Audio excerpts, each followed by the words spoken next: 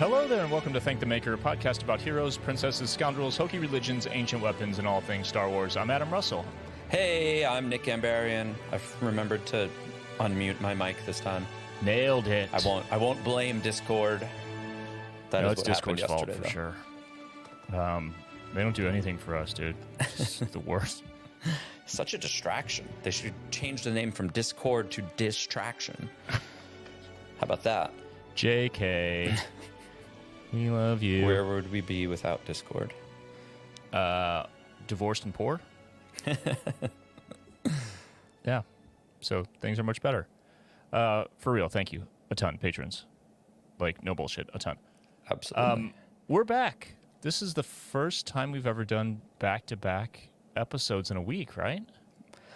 I don't remember, but this warrants it. Yeah. We did do two for some reason at some point like a year and a half ago, but it wasn't back-to-back like this. So... And I want to say really early on when we had the idea for like 1/4 portion, I don't remember if those came out like during the same week as a real episode. I don't really remember. We were alternating weeks. Okay. And then at some point I was like, wait a minute. If we just call a short episode a regular episode, it counts the same, but I do less work. Let's do that. Yeah. So a long one's a long one, a short one's a short one. They're all episodes, whatever. Mm-hmm. It all averages out. Everyone gets their money's worth. Free. So we're back to talk more Ahsoka, part 3. We did an immediate reaction yesterday. Had a good discussion there, but we left out some fun stuff that we do typically when we're covering a show or a movie. We left out Stolen Plans, which doesn't consist of much this time because there's no real additional cast except for Jason Sandula and some other actors, the senators. Runtime 35 minutes, so we're not going to get in deep there. We do have the Disney Plus description that we'll do. One thing people are talking about, which I don't think there's much to it, Sam Witwer is or has been in the credits as additional voices. But I don't read anything into that. Like, as far as like people were like, Sam Witwer, additional voices, that means Marek is Starkiller. And I'm like, I mean, he could be doing the voice under the mask. Yeah. Speaking of, really quickly, let's not go down the rabbit hole, but the fact that it's a voice change situation, like a Kylo Ren or Vader kind of thing, is a big clue. I think so. Potentially. I don't know. Maybe not. Like, if it was just a voice, it'd just be a voice. I mean, it could be like Leia Bouche, like you wouldn't think that was female when she had her helmet on. So Marek is Leia. You heard it here, yeah. Yeah. You heard it here first. Yeah, I guess there's really nothing else to do in Stolen Plans but the Disney Plus description, and then we'll do Den of Antiquities. Probably do a brief I Love You, I Know, get some comments from the patrons, and we'll get out of here, because the Den is actually extensive this time, so we'll have a good discussion around that. I'm not going to play the music. Nick, you want to just read the Disney Plus description? I do. Of this 35-minute episode? Yeah, Hera tangles with New Republic politics while Ahsoka and Sabine Wren voyage to a distant planet. I could confirm those things happened. Spoiler. Yeah, they didn't lie. They don't tend to lie to us. No, they don't. Which is good. A couple things I do want to talk about really quickly. Actually, should we review Bingo? That's only got good. Like one hit. Yeah, I guess you and I had the same hit, which was Jason. And that was my first hit, though. But then somebody brought up in Discord that we could, if we wanted to stretch it a little bit, consider the Loth Wolves in the painting as hits on the bingo card. I'll personally, in my opinion, will allow that at the end if we don't see a Loth Wolf and like someone's like one tick away from winning. Yeah. All right, sure. That's a good deal. I back that. TBD. Quick discussion before we get into the Den. So there's a moment, and I feel like we mentioned this yesterday, but there's a moment in the training with Ahsoka and Sabine where Sabine's not getting it. She's got the helmet on, right? She's just getting played by Ahsoka.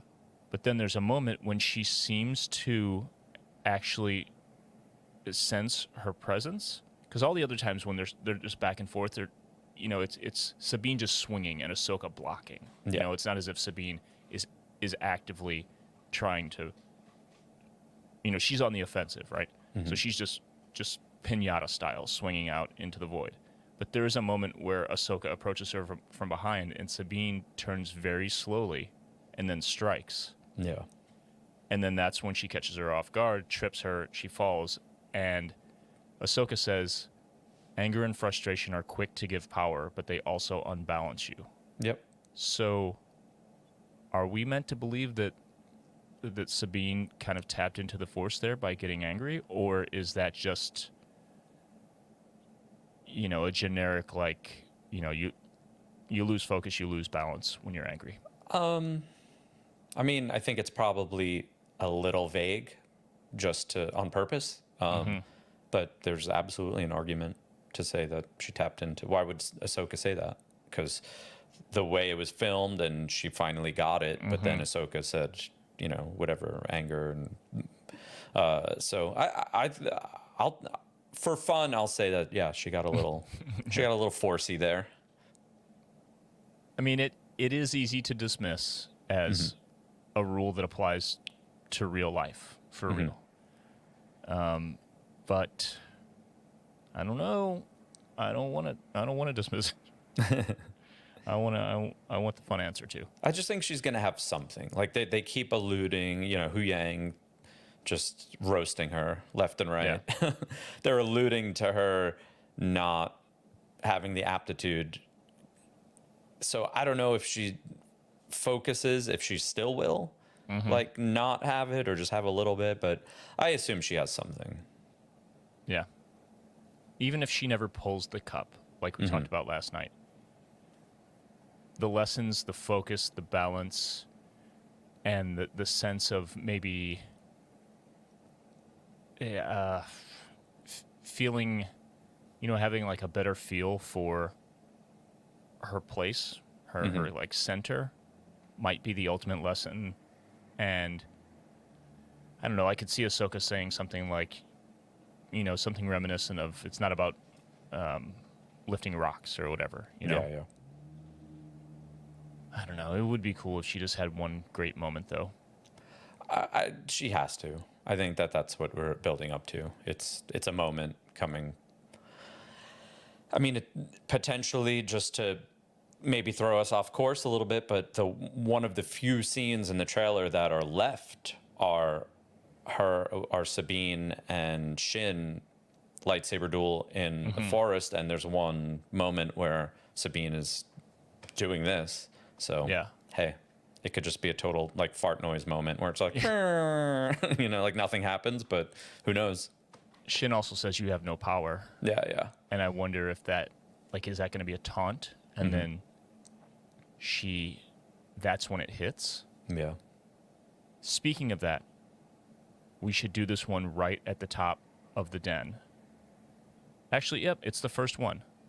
Speaking of the potential of Sabine to tap into the dark side, let's do the Den of Antiquities.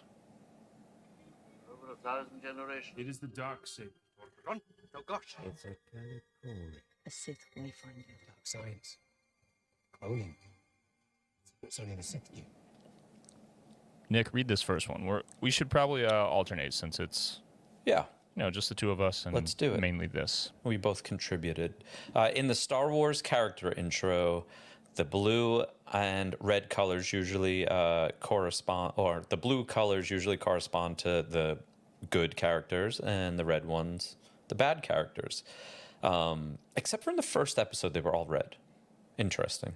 And then, even though the second episode was debuted the same night, the second episode alternated.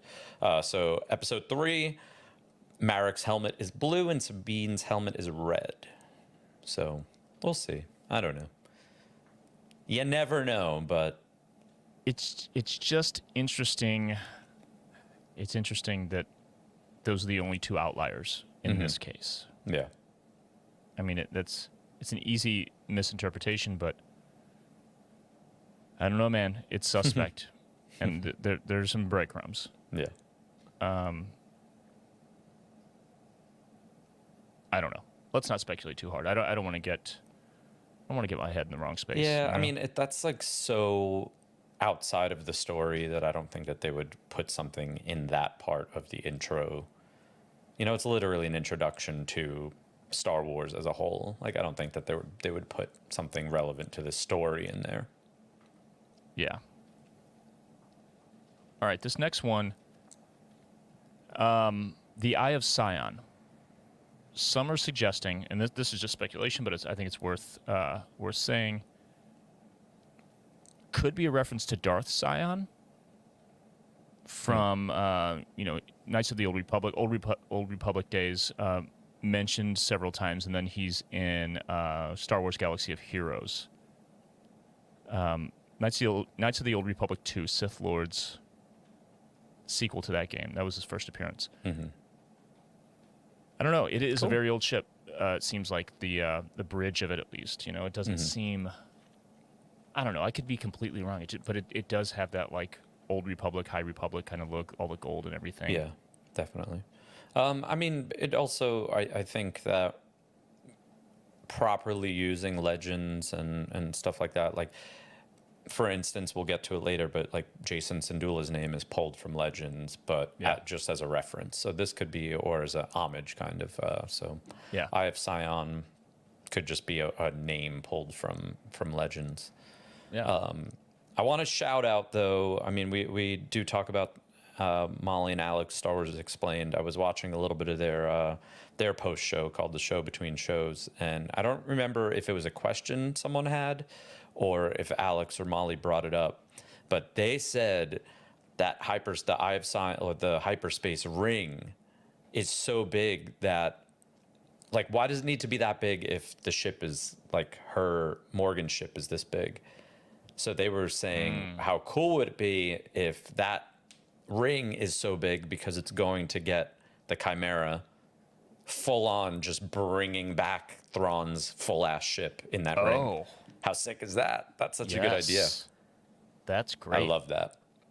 Yeah, because it is gigantic for no reason. Like, obviously, the bigger it is, the intention might be that it goes further and faster. But what if it's bringing Thrawn back in his ship? Like, his ship is going to be part of his character, right? It is already. Yeah, driving a truck with no trailer on it to the destination to pick up the trailer. Yeah. Yeah. So I great. love that. That would look so badass too. Oh my goodness. Yeah, I'm on board. All right, so let's get into Sabine's lightsaber training with Ahsoka. Big one. Real life fun fact: Natasha Leo Bordizzo is a black belt in Taekwondo. Yep. So she looked pretty natural while sparring with Ahsoka. Clearly, she's ripped and has guns. She is in shape as if she's a black belt. So very cool. Also, in that training sequence, the wooden swords that Sabine used to train are similar to Kenjutsu training swords called Bakken. So, I mean, there's definitely a lot of that vibe going on, even with the intro to the show, like the intro theme to the show. It is very, I don't know, like samurai influenced. Yeah, the whole score is super Japanese. All the percussion instruments and string instruments are, I mean, the clothes, like even the senators are wearing sort of formal Japanese, like kimono style things. It's so spot on. Yeah, I love it. I love it so much. Also, those they don't just look like Boken. Like that's exactly the design. Like that is, yeah. There's something carved on there that's a little, that's unique for this, but it's usually that, or occasionally there's a guard, just like you would have at the top of a hilt. But it's straight up just the same kind of like wooden katana thing that kids train with. Did you notice too when Ahsoka goes and gets those training swords that there are lightsabers in there, like a bunch of lightsabers in that closet?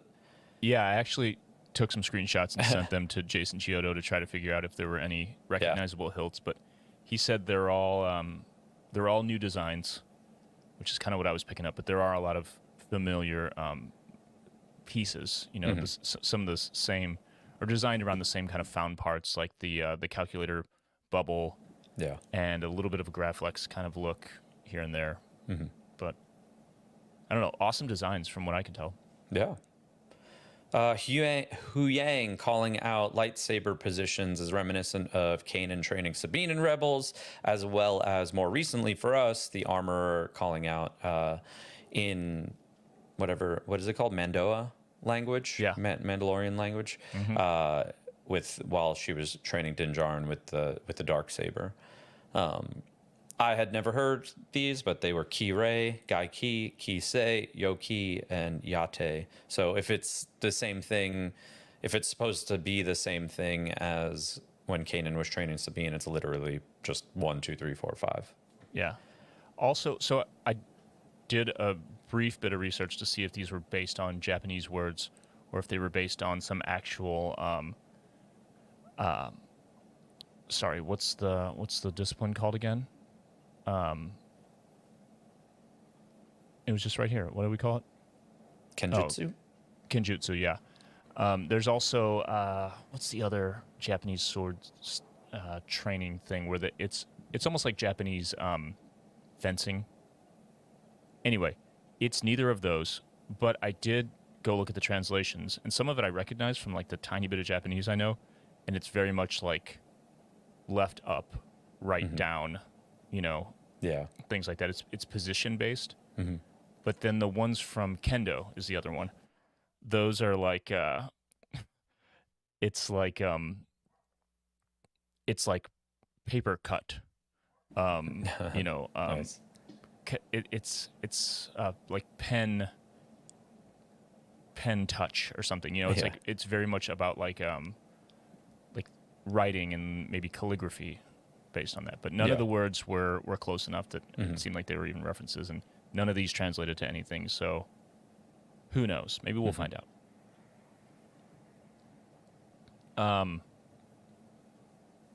The one thing that the next one, something that doesn't have a translation, but it's like kind of a respelling of a different word. The training exercise that Ahsoka suggests, which ends up being the one with the helmet, she calls it Zatoichi.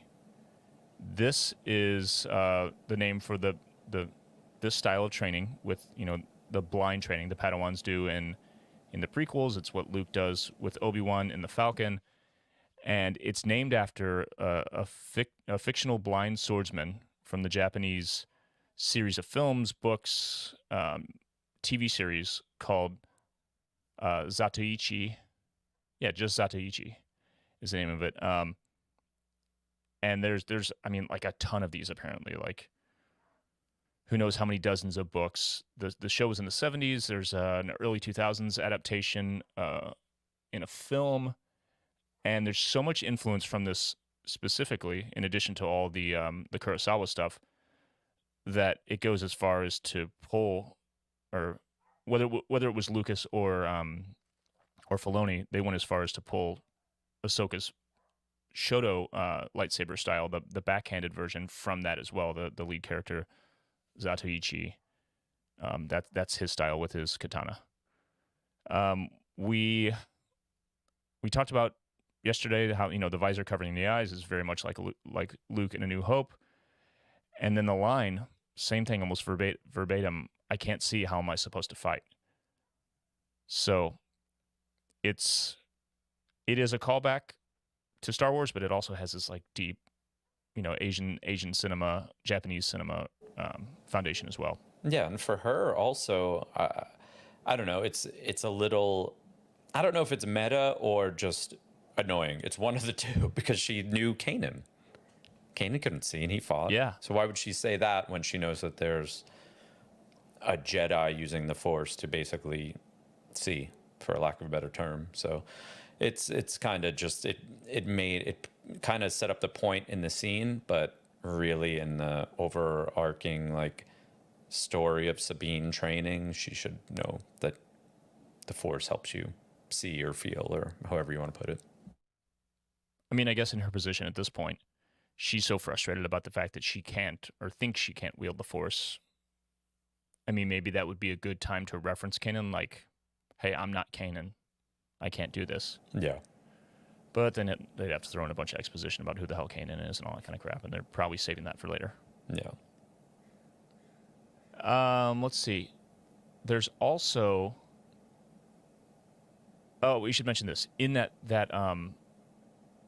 what do you call it? Like the cabinet where all the lightsabers are that you mentioned. There are also 3 training remotes in there. Did you mention that? No. Just like the ones that Luke used with Obi-Wan. A little bigger, looks like. And we've seen that elsewhere in animation, different things. Saw it in the one in the Falcon in Force Awakens, How big right? was the one that Grogu was training with in that Boba Fett episode with Luke? I feel like that was bigger, but I could be wrong. Luke held it in his hand, right? I don't remember. Either way, could just be, I don't know, the angle. They seemed bigger. So on the helmet that she puts on, there's a symbol on this. I don't know if you looked closely at it or if it made you think anything, but I'm going to share my screen here. It is really reminiscent of the old Republic logo, the old Jedi Order logo, but it's simplified. So how the hell do I do it? Yeah, it did have this basic. That's the only thing when people were talking about it, it did have a basic like kind of Jedi logo shape to it. Yeah. God, boomer alert. How do I share my screen? Present. Oh, duh. Down Yeah. there. Yeah. Doy. Here it is. Yeah, it's similar. Very similar. So my interpretation, I saw something on YouTube, someone trying to say that it looks like this symbol, but everything else is worn off. But this looks very deliberate to me. It doesn't look that worn. It looks like it's so simplified that, because for anyone who's just listening, it's almost like the Phoenix logo. It looks a little Rebel Alliance meets the prequel era Jedi symbol. It's got multiple feathers. It's got this kind of thin neck and sort of a star up in the middle. The logo on Sabine's helmet is just 2 wings, almost like 2 big feathers, and the star in the middle. No neck. There aren't the 1, 2, 3, 4 feathers on each side. There's not the base. So my interpretation would be maybe it's meant to be like a not yet fully mature, not fully grown into the Force type of symbol, for a Padawan or a youngling. Pretty sick. I'm putting that symbol on something. I know that. And that's it for the training. We hit all that, right? Yep. Because we mentioned Kanan losing his sight. Yep. Take it from here. One of the symbols on the floor of the dojo, dining room, war room of the ship looks a lot like the High Republic symbol. Pretty damn cool. I wonder, it's weird. I mean, the High Republic's a couple hundred years before all this, so if a droid like Hu Yang could be 25,000 years old, I mean, who's to say that her ship isn't from High Republic era? Who knows? Yeah, those were around like in the prequels, right? But they're just, I don't know, maybe it's a super old design. Who knows? Yeah, who knows? Or it could be it could be a new ship with parts from the Old Republic or the High Republic, sorry. Who knows? There might be a canon history of her ship in a book or comic that I'm unsure of, but it definitely resembles that. This next one was known because of the trailer. This isn't new, but because it was in this episode, we'll mention it. But Senator Hamato Ziono is father to Kazuda Ziono, which is the main character in the animated show Star Wars Resistance. That's worth mentioning just because of the connection. Star Wars Resistance wasn't something I watched more than like 3 or 4 episodes of, and I don't really know too many people who have watched it. That one takes a real discipline to get through, because it's not like, oh, watch the Clone Wars, you'll just get through it, you know, like there's some great stuff in there. Resistance is very much so like actually geared for younger people. I'm almost all the way through the first season. Mm-hmm. It's taken me 3 years. Yeah, I watch it when I go to bed, and I'm like, what's happening? It's good. There's It not an looks episode cool, or but- two that you're like, you have to watch this. It's not like the end of season 2 of Rebels or Mortis Arc or anything. Like, there's nothing like that in that show. Not yet. Not for me. It's just a straight up kid show. Mm-hmm. It would be cool. I don't know if I was a kid. So Xiono is that the name that she says? You know, is in the meeting like before she Yep. comes in, right? Yep. Okay. Like, I'll look out for this guy. It'd be interesting if we get any backstory on why there's that tension. Yeah. I know in the show, I want to say the father wasn't very stoked on the son being a part of the resistance. So Yeah. that might, and clearly he's a little, he's a savory character already, you know, Yeah. on all of those senators that were with Chancellor Mothma. Everyone was kind of like, who cares? You know? Yeah. This next one we mentioned earlier, but Jason Sandula, Jacen. So for anyone who's like Jason, like Jason and Freddy and stuff like the Earth name, Jacen. Jason Sandula's namesake is a tribute to Star Wars Legends character Jason Solo, son of Han Solo and Leia. Yep. And you also mentioned this. One of us mentioned this yesterday as well. House Wren, Sabine Wren, comes from a distant. House Wren is a distant descendant of House Vizsla. You would hopefully recognize the name Vizsla from The Mandalorian, and Tar Vizsla. Tar. Yep. Tar Vizsla was is like the kind of like the original Mandalorian in a way. Like this almost like prophetic figure. It was the only Mandalorian who was also a Jedi. There's a scene in it's Clone Wars, or is it Rebels?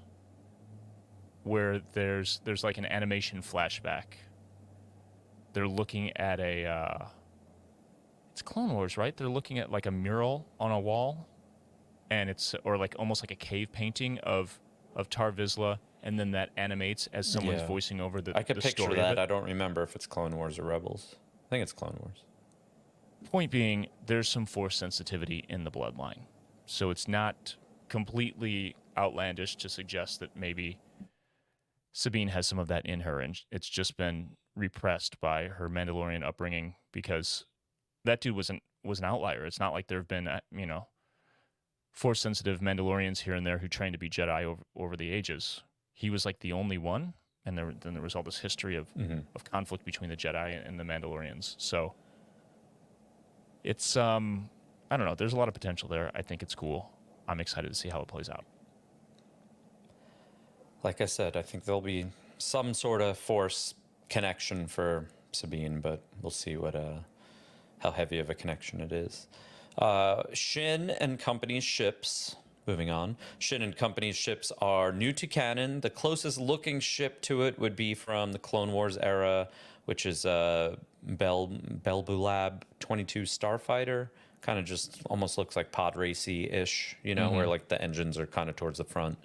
And another thing we mentioned, not only was what we mentioned yesterday, not only was the dogfight scene very World War II, which harkens all the way back to George's original influence for all the starfighter scenes in the original trilogy, but the ships themselves seemed like they were World War II inspired, just the way they looked, painted, a lot of the grills on them. I think Mike mentioned yesterday. Yeah.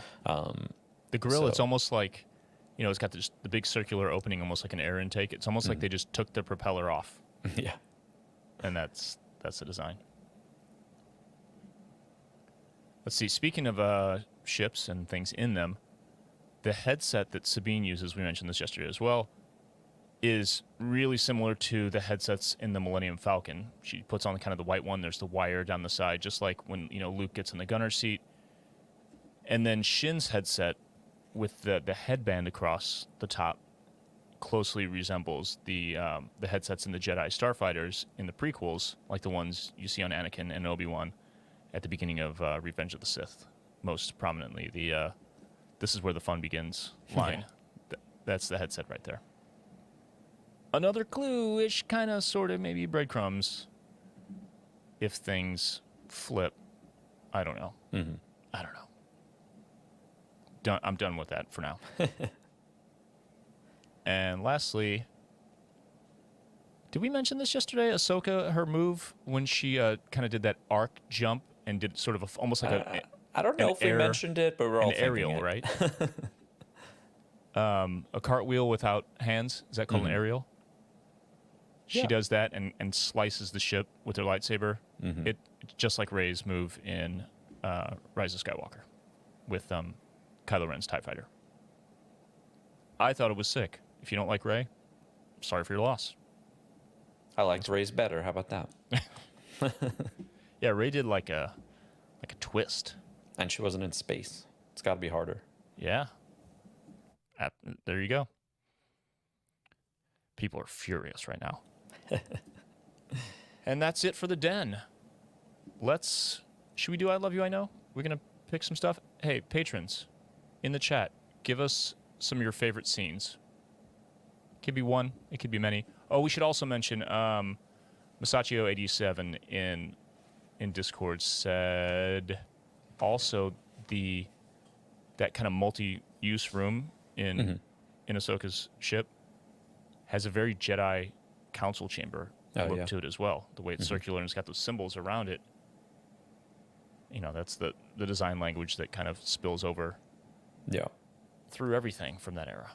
And while we're waiting for the Discord to give us their favorite quotes or scenes or whatever, you've been doing a lot of work on the trailer. You posted another one today where you blacked out or black and whited all the scenes from the trailer that we've seen already. And what would you estimate we've seen? 95% at this point? The number of scenes we've probably seen 75%. Like the amount of screen time is still like they put a lot of screen time into those few fights. Mm-hmm. And there are some that they reused and mirrored. Yeah, so I have that in there kind of doubled. But like if there's a scene count, I could go through and do that. It's probably 75%. Yeah. And whatever is left are things we've seen, like locations we've seen. Most of it's lightsaber battles, either Ahsoka and Baylan in the star map, Shin and Sabine in the forest, Thrawn on the ship, on Morgan's ship. I'm interested to see now that we like why is Thrawn wearing what he's wearing in the trailer? Like that seems there's kind of no Empire to come back from too, I guess. Yeah, but it's kind of just a familiar thing. I just wonder what. Do you think the first time we see him, he's wearing that? I would guess no. I get the vibe that it's going to be like Indiana Jones and the Dial of Destiny, where it's like business time and he suits up and he puts on the old Nazi garb, essentially. Yeah. Because he walks onto that bridge with purpose. Yeah. I mean, and there it is. Like they're going to go get him in that thing. Mm-hmm. It's the same bridge. It doesn't just look like it. It's essentially the same shot as when Morgan first is seen on there. So it's going down. It's going down for real. All right, we got some stuff from the Discord. Cat H says her favorite quote is Sabine saying, "That was a good trick. Got any more?" And Ahsoka immediately spins. Yeah. Perfect. That's a Den of Antiquities bit. Yeah. MC Rocco says dogfight always. I mean, the space battles just look so good. I can't imagine, like, I can't even like nitpick when it comes to them. They look cinematic. They look movie quality. I know this is a complete contradiction to my entire approach to this podcast, but I do have one nitpick. Let's hear it. There are a few approaches when they're firing on the enemy ships, and vice versa, they're being fired on, and it's from the perspective of the ship who's firing and pursuing the other ship. You assume that they pull away when they get too close. They approach really fast, fire, and pull away, right? But they don't. But they cut before the pull away happens, so it looks like they're about to rear end the ships three times, and I'm just like white knuckling like a passenger, in like a bad Uber driver situation. So that's not a nitpick on the show itself, but it's more like, hey man, stop giving me anxiety. Get me out of this bad Uber. Cost5702 says the dogfight was their favorite also. Let's see what else we got here. Heath says it's Ahsoka deflecting the blaster bolts in space. And then the super space aerial. Absolutely. The blue guy 808 favorite scene says, this is a good one. Hu Yang, what did I miss? Ahsoka says, we almost died, Sabine, multiple times. And Hu Yang says, yes, standard operating procedure. Yeah, that's pretty much it. What do you got? I think let's do this. Let's do something different since it's just the two of us. Let's try to guess each other's favorite scenes. You want to guess mine first or vice versa? Your favorite scene. I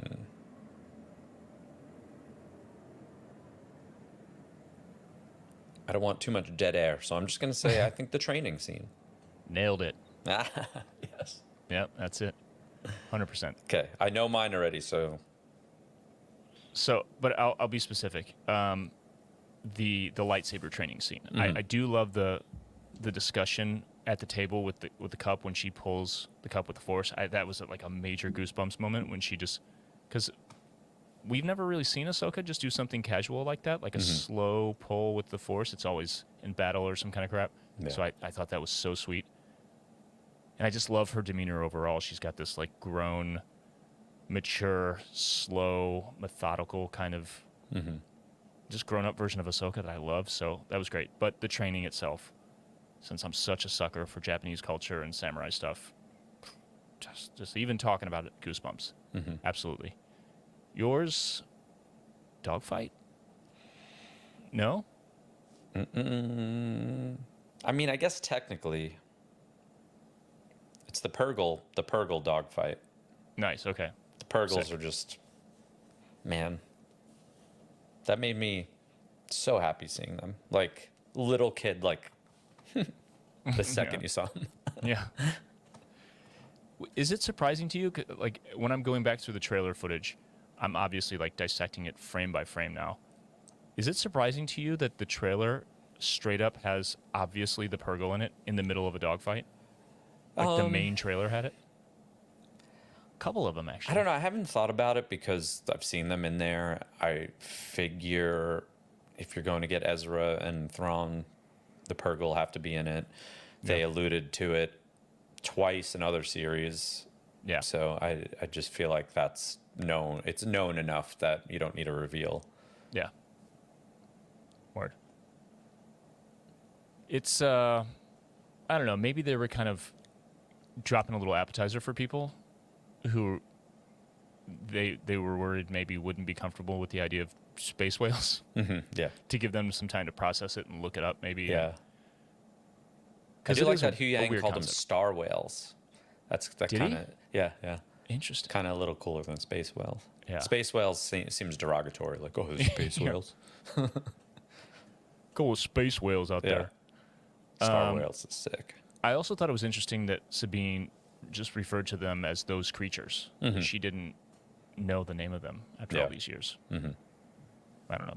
Maybe that was just a little bit to help the exposition. I don't know. Yeah.